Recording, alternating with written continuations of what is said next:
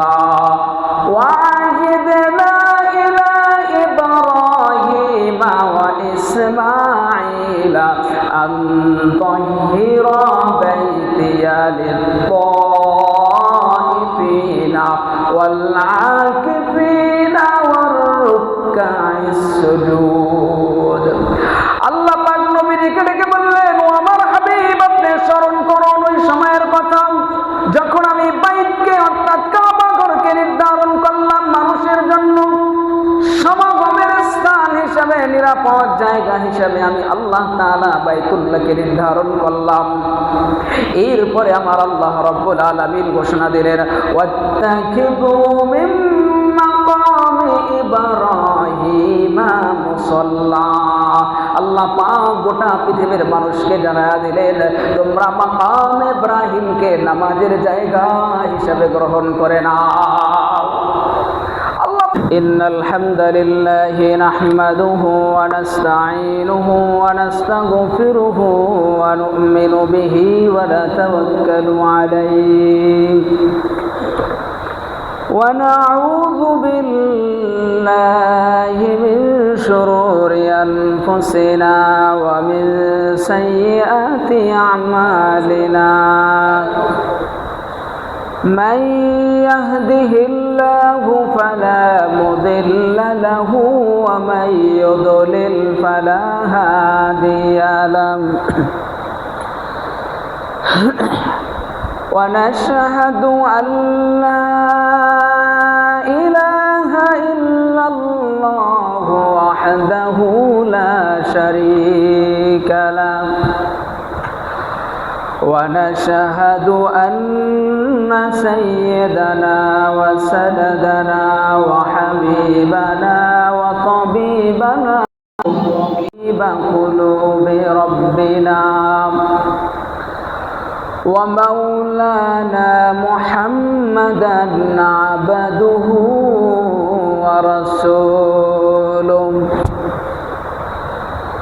أما بعد فأعوذ بالله من الشيطان الرجيم بسم الله الرحمن الرحيم وإذ جعلنا البيت مثابة للناس وأمنا واتخذوا من مقام إبراهيم مصلى وعهدنا إلى إبراهيم وإسماعيل أن طهر بيتي للطائفين والعاكفين والركع السجود وقال تعالى في شان حبيبه إن الله وملائكته يصلون على النبي يا أيها الذين آمنوا صلوا عليه وسلموا تسليما اللهم صل على محمد وعلى آل محمد كما صليت على إبراهيم وعلى آل إبراهيم إنك حميد مجيد اللهم بارك على محمد وعلى آل محمد كما باركت على إبراهيم وعلى آل إبراهيم إنك حميد مجيد بلغ العلا بك كماله كشف الدجى بجماله حسنت جميع خصاله صلوا عليه وآله صلوا عليه وآله سلموا يا قوم بار صلوا على صدر الأمين مصطفى ما جاء إلا رحمة للعالمين আলহামদুলিল্লাহ আল্লাহ জাল্লা শানুহুর দরবারে পাকে অসংখ্য অগণিত শুকরিয়া জ্ঞাপন করছি যে রব্বুল ইজ্জত ওয়াল জালাল আমাদেরকে মেহেরবানি করে আল্লাহর ঘর মসজিদে সালাতুল জুমা আদায় করার জন্য নিয়ে এসেছেন। এজন্য আমরা সকলেই অন্তঃস্থল থেকে শুকরিয়া আদায় করি আলহামদুলিল্লাহ। রব্বে কারিমের দয়া ছাড়া মেহেরবানি ছাড়া আমাদের হায়াতের জিন্দিগিতে কোনো একটা ভালো কাজ করা সম্ভব নয় যদি না মালিকের দয়া, যদি না মালিকের অনুগ্রহ না থাকে। এই পৃথিবীর বুকে আল্লাহ পাক যত রসুল পয়গম্বর নবীদেরকে প্রেরণ করেছিলেন, সকল নবী রাসূল পয়গম্বরদের একটা মিশন এবং ভিশন ছিল উম্মতদেরকে আল্লাহর সাথে সম্পর্ক করিয়ে দেওয়া, যাতে উম্মতের মধ্যে আল্লাহর সাথে একটা ওয়াসিতা, একটা সম্পর্ক তৈরি করে হয়ে যায়। এজন্য নবীগণ গোটা জিন্দেগি ভর কাজ করেছেন। অপরদিকে পয়গম্বরগণ দুনিয়ার বুকে আসার পরে আল্লাহ পাকের ঘর নির্মাণ করেছেন। নূহ নবী দুনিয়াতে আইসা আল্লাহর ঘর নির্মাণ করছেন, ঈসা নবী দুনিয়াতে আইসা আল্লাহর ঘর নির্মাণ করছেন, মূসা নবী দুনিয়াতে আইসা আল্লাহর ঘর নির্মাণ করছেন, মুহাম্মদুর রাসূলুল্লাহ সাল্লাল্লাহু আলাইহি ওয়াসাল্লাম দুনিয়াতে আইসা আল্লাহ পাকের ঘর নির্মাণ করছেন। আমাদের পিতা হযরতে আদম আলাইহিস সালাম তিনিও দুনিয়াতে আইসা আল্লাহ পাকের ঘর নির্ধারণ করেছেন, নির্মাণ করেছেন আল্লাহ পাকের নির্দেশে। কেন আল্লাহ পাকের নির্দেশে আল্লাহ পাকের পয়গম্বরগণ রসুলগণ আল্লাহর ঘর নির্মাণ করলেন? তাদের দুনিয়াতে আসার একটা উদ্দেশ্য ছিল মানুষের সাথে যেন আল্লাহর সাথে সম্পর্ক তৈরি হয়ে যায়, আর সেই সম্পর্ক তৈরির জন্য ইবাদতের জায়গা, ইবাদতের ঘর নির্মাণ করেছেন। সর্বপ্রথম এই পৃথিবীর বুকে যেই ঘরটা নির্মাণ করা হয়েছিল ওই ঘরের নাম হচ্ছে আল কাবা। আর এই কাবা ঘর নির্মাণ করেছিলেন আমাদের পিতা হযরতে আদম আলাইহিস সালাতু ওয়াস সালাম। এই ঘরকে কাবা ঘর কেন বলা হয়? কাবা ঘরকে কাবা ঘর কেন বলা হয়? এই কাবা ঘরটা জমিন থেকে একটু উপরের দিকে, জমিন থেকে উপরের দিকে হওয়ায়, সুউচ্চ হওয়ায় এই ঘরের নাম আল্লাহ পাক দিয়েছেন কাবা ঘর। দুনিয়াতে আমরা একটা বাড়ি করলে, একটা ঘর করলে আমরা কিন্তু একটা নির্ধারিত নাম দেই। আমরা জায়গায় জায়গায় বাড়ির সামনে লেখা দেখি আহসান মঞ্জিল, হাবিব মঞ্জিল, মোল্লা মঞ্জিল, এভাবে লেখা থাকে। আল্লাহ পাক তার ঘরটা দুনিয়ার মধ্যে আমাদের পিতা আদম আলাইহিস সালামকে দিয়া নির্মাণ করাইলেন, নির্ধারণ করলেন। এরপরে আমার আল্লাহ পাক তার ঘরের একটা নাম দিয়েছেন আল কাবা। কোরআনে কারীমের মধ্যে সূরাতুল মায়েদার 95 এবং 97 নম্বর আয়াতে আল্লাহ পাক এই ঘরের নাম দিয়েছেন আল কাবা। আমার এই ক্ষুদ্র জ্ঞান থেকে রিসার্চ করে কোরআন থেকে আমি প্রায় 6টা নাম পেয়েছি কাবা ঘরের। আজকে সেই 6টা নাম নিয়ে আমরা আলোচনা করব ইনশাআল্লাহ। আল্লাহ পাক তার ঘরের 1 নম্বর নাম দিলেন আল কাবা। সূরা মায়েদার 95 নম্বর আয়াত আল্লাহ বলেন হাদিয়াম বালিগাল কাবা। এই আয়াতের মধ্যে আল্লাহ পাক তার ঘরকে বললেন আল কাবা। আল্লাহ পাক 97 নম্বর আয়াতের মধ্যে বলেন জাআলাল্লাহুল কাবাতাল বাইতাল হারামা কিয়ামান লিন-নাস। আল্লাহ রাব্বুল আলামিন দুনিয়ার বুকে হযরতে আদম আলাইহিস সালাতু ওয়াস সালামের মাধ্যমে তার ঘর নির্ধারণ করাইলেন, তার ঘর নির্মাণ করাইলেন, আর তার ঘরের নাম দিলেন আমার আল্লাহ রাব্বুল আলামিন আল কাবা। আল্লাহ পাক বলেন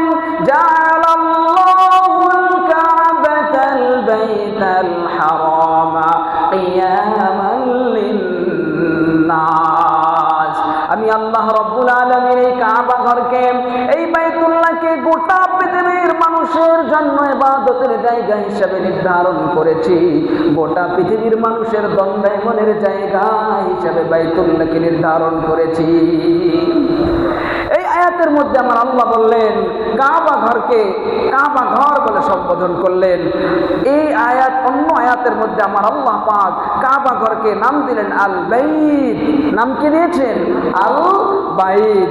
সূরা বাকারার 125 নম্বর আয়াত আল্লাহ বলেন, ওয়া ইয জাআলনাল বাইতা মাতাবাতাল লিন-নাসি ওয়া আমনা ওয়াত্তাখিযু মিন মাকামি ইব্রাহিমা মুসাল্লা ওয়া আ'হিদনা ইলা ইব্রাহিমা ওয়া ইসমাঈলা আন তাহহিরা বাইতিয়া লিত-তাইফিনা ওয়াল আকিফিনা ওয়ার রুকআইস সুজুদ। আল্লাহ পাক নবীকে ডেকে বললেন, ও আমার হাবিব, আপনি স্মরণ করুন ওই সময়ের কথা যখন আমি বাইতকে অর্থাৎ কাবা ঘরকে নির্ধারণ করলাম মানুষের জন্য সমাগমের স্থান হিসাবে, নিরাপদ জায়গা হিসাবে আমি আল্লাহ তাআলা বাইতুল্লাহকে নির্ধারণ করলাম। এরপরে আমার আল্লাহ রাব্বুল আলামিন ঘোষণা দিলেন, ওয়াত্তাখিযু মিন মাকামি ইব্রাহিমা মুসাল্লা। আল্লাহ পাক গোটা পৃথিবীর মানুষকে জানায়া দিলেন, তোমরা মাকাম ইব্রাহিমকে নামাজের জায়গা হিসাবে গ্রহণ করে নাও। আল্লাহ পাক বললেন, এই কাবা ঘরকে আমি গোটা পৃথিবীর মানুষের সমাগমের জায়গা বানাইলাম, নিরাপদের জায়গা বানাইলাম, এবং তোমরা এই জায়গাকে, এই ঘরকে, মাকাম ইব্রাহিমকে তোমরা নামাজের জায়গা হিসাবে নির্ধারণ করে নাও।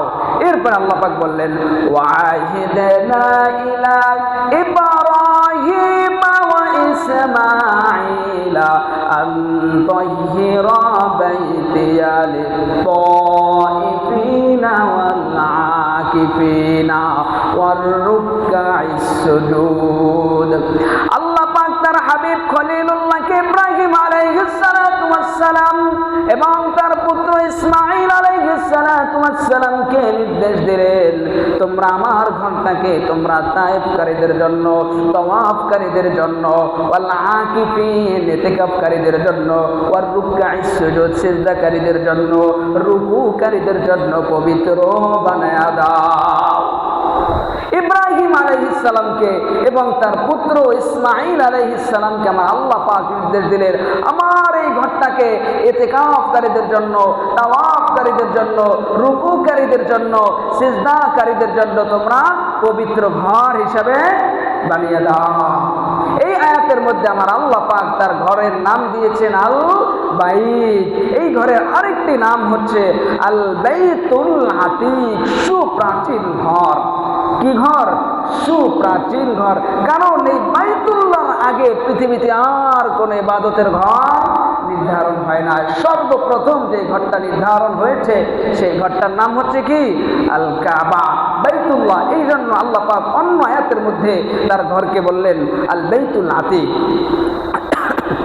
সূরা হাজের 29 নম্বর আয়াত আল্লাহ পাক বলেন, সুম্মাল ইয়াকুদু তাফাতাহুম ওয়াল ইউফু নুযুরহুম ওয়াল ইয়াতাওয়াফু বিল বাইতিল আতীক। আল্লাহ পাক বলে দিলেন, সুম্মাল ইয়াকুদু তাফাতাহুম, তোমরা আমার ঘরকে পরিচ্ছন্ন রাখো, মূর্তি থেকে পরিচ্ছন্ন রাখো। এই ঘরের মধ্যে কোনো শিরকি কাজ হবে না, এই ঘরটা অপরিচ্ছন্ন থাকবে না। যাবতীয় অপরিচ্ছন্ন নোংরা জিনিস থেকে তোমরা আমার ঘরকে পরিচ্ছন্ন রাখো। ওয়াল ইউফু নুযুরহুম, এবং যারা মান্নত করে তাদের জন্য পরিচ্ছন্ন রাখো। ওয়াল ইয়াতাওয়াফু বিল বাইতিল আতীক, এবং আমার এই বাইতুল আতীককে তাওয়াফকারীদের জন্য নির্ধারণ করে দাও। এই আয়াতের মধ্যে আমার আল্লাহ বললেন, এই ঘরকে তোমরা পবিত্র রাখো, যারা তাওয়াফ করতে চায় তাদেরকে তোমরা তাওয়াফ করার সুযোগ করে দাও। এই আয়াতের মধ্যে আল্লাহ পাক এই ঘরের নাম দিলেন আল বাইতুল আতীক। কাবা ঘরকে বাইতুল আতীক, সুপ্রাচীন ঘর কেন বলা হয়? কাবা ঘরকে সুপ্রাচীন ঘর কেন বলা হয়? শরীফের বর্ণনা হযরত আব্দুল্লাহ ইবনে জুবাইর রাদিয়াল্লাহু তাআলা আনহুমা থেকে হাদিসটি বর্ণিত। রাসূলুল্লাহ সাল্লাল্লাহু আলাইহি ওয়াসাল্লাম বললেন, ইন্নামা সুমিয়াল বাইতুল আতীক লিআন্নাহু লাম ইয়াযহার আলাইহি জাব্বার। আল্লাহর নবী সাহাবী হযরত আব্দুল্লাহ ইবনে জুবাইর রাদিয়াল্লাহু তাআলা আনহু থেকে বর্ণিত রাসূলুল্লাহ সাল্লাল্লাহু আলাইহি ওয়াসাল্লাম বলেছেন, এই ঘরকে বাইতুল আতীক, সুপ্রাচীন ঘর কেন বলা হয়? এই ঘরকে বাইতুল আতীক, সুপ্রাচীন ঘর এই জন্য বলা হয় কারণ এই ঘরের হেফাজতের দায়িত্ব নিয়েছেন আমার আল্লাহ রাব্বুল আলামিন। এই ঘর কোনোদিন কোনো শত্রু, কোনোদিন কোনো কাফের, কোনো কুফার, কোনো মুশরিক এই ঘরের উপরে বিজয় লাভ করতে পারবে না।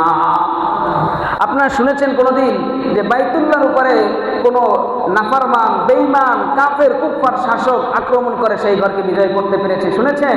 শুনেন নাই। কেননা এই ঘরের একটা নামই আল্লাহ দিয়েছেন আল বাইতুল আতীক, সুপ্রাচীন ঘর।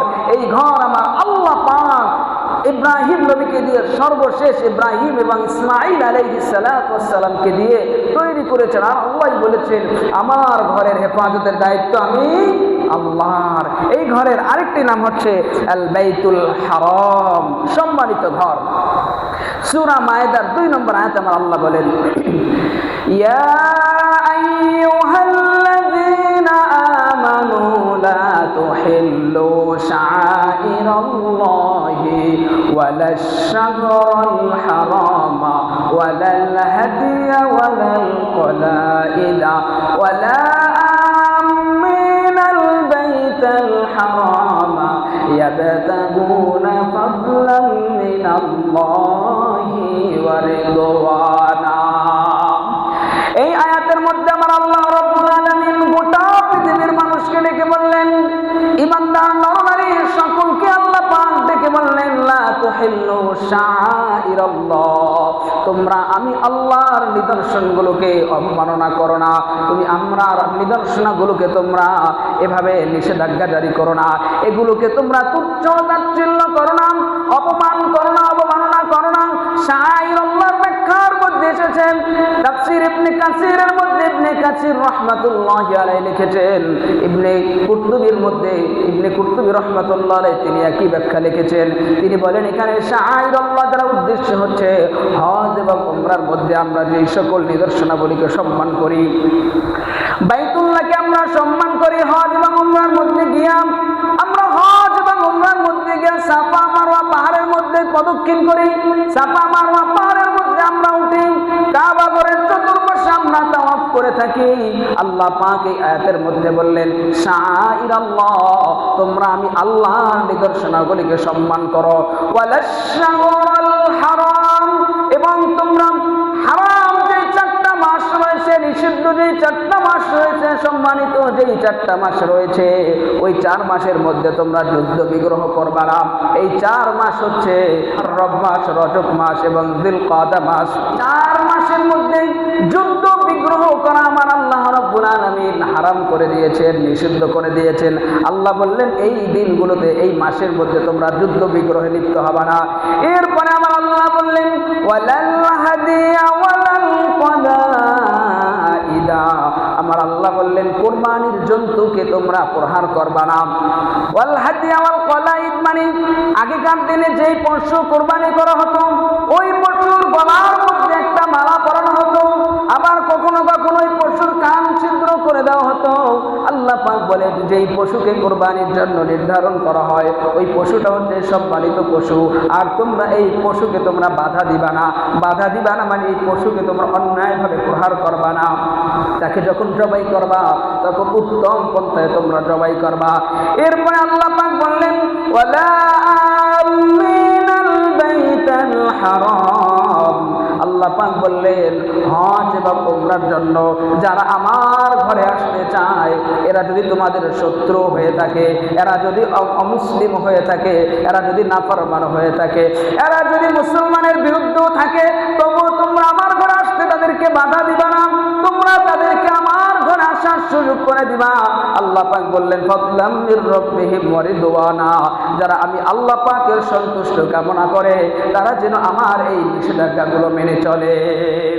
এই আয়াতের মধ্যে আল্লাহ পাক তার ঘরকে সম্বোধন করলেন আল বাইতুল হারাম, সম্মানিত ঘর।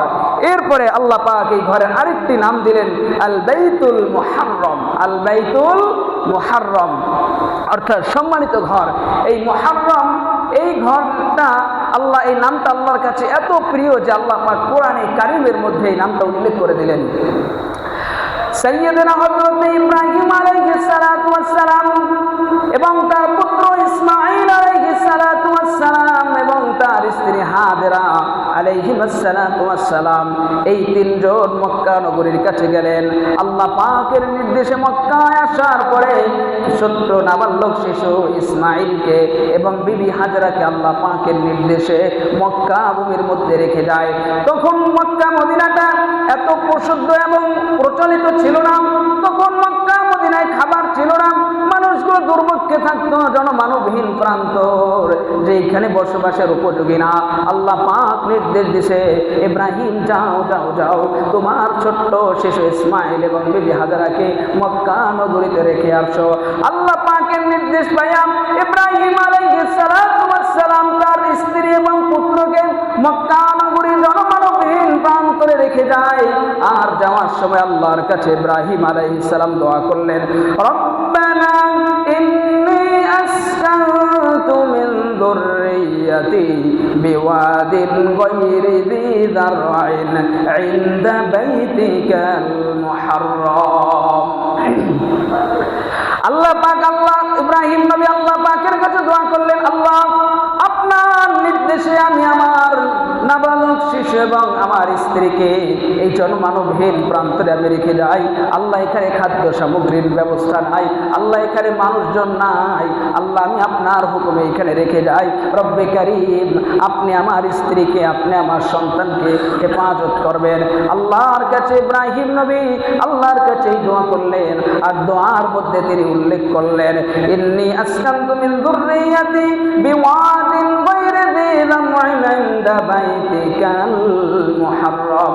আল্লাহর কাছে যখন দোয়া করলেন, আর এই দোয়ার মধ্যে ইব্রাহিম নবী আল্লাহর ঘর কাবা ঘরকে সম্বোধন করলেন বাইতিকাল মুহাররম বলে। এই ঘরকে ইব্রাহিম নবী সম্বোধন করলেন, আল্লাহ এই মুহাররম মানে এই বাইতুল্লাহর কাছে আমি রেখে যাই, আপনি আপনি আমার সন্তানকে, আমার স্ত্রীদেরকে হেফাজত করুন।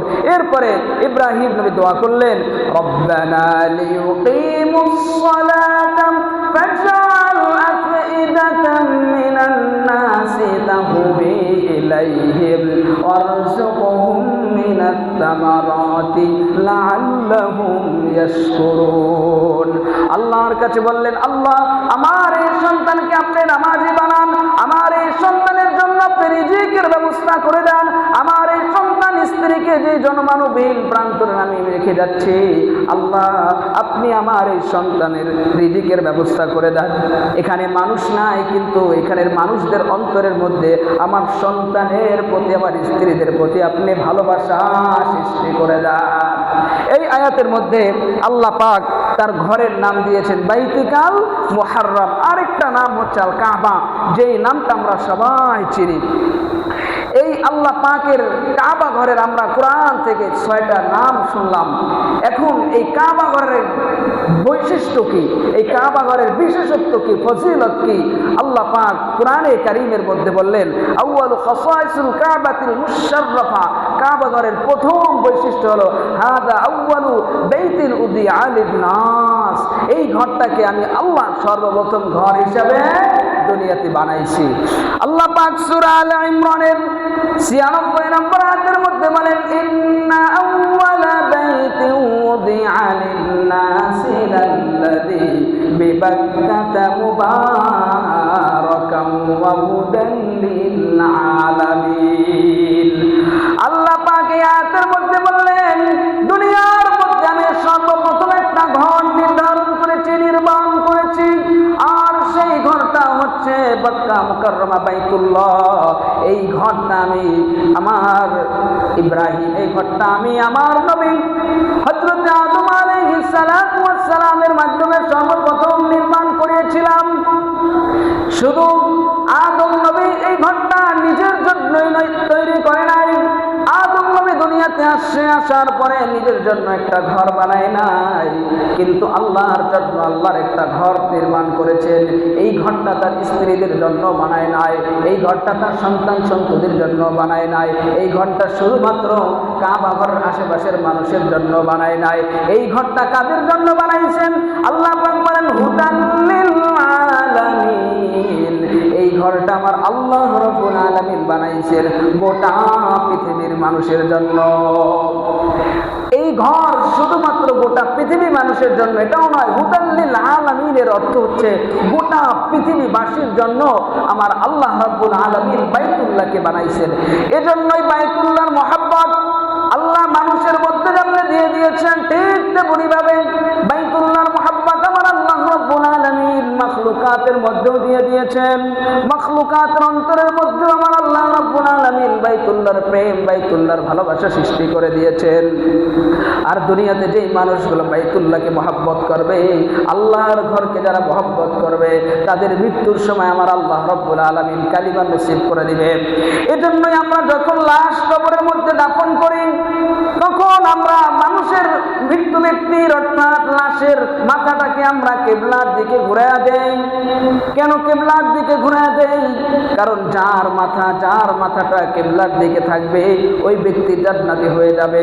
দুনিয়াতে যার কিবলা বাইতুল্লাহর দিকে থাকবে, মৃত্যুর পরে ওই ব্যক্তির কিবলা, ওই ব্যক্তির মাথা যখন কিবলার দিকে ঘুরিয়ে দেওয়া হবে, অবশ্যই তার কিবলাটা বাইতুল্লাহর দিকে থাকবে।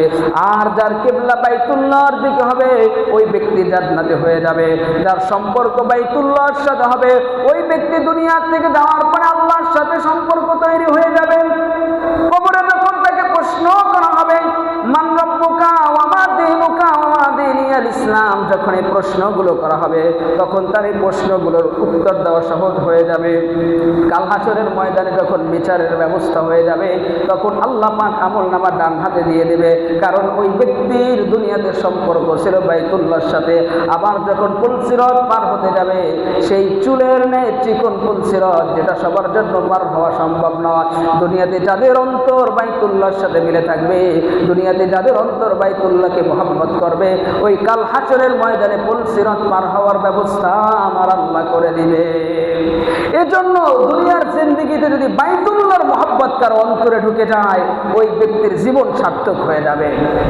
বাইতুল্লাহ নির্মাণ সর্বপ্রথম আল্লাহ পাক করাইছেন আদম আলাইহিস সালামকে দিয়ে, এরপরে নূহ নবী, শীষ নবী, অন্যান্য নবীরা করেছেন, সর্বশেষ হযরত ইব্রাহিম আলাইহিস সালাতু ওয়াস সালাম এবং ইসমাঈল আলাইহিস সালাতু ওয়াস সালাম এই বাইতুল্লাহ নির্মাণ করেছিলেন।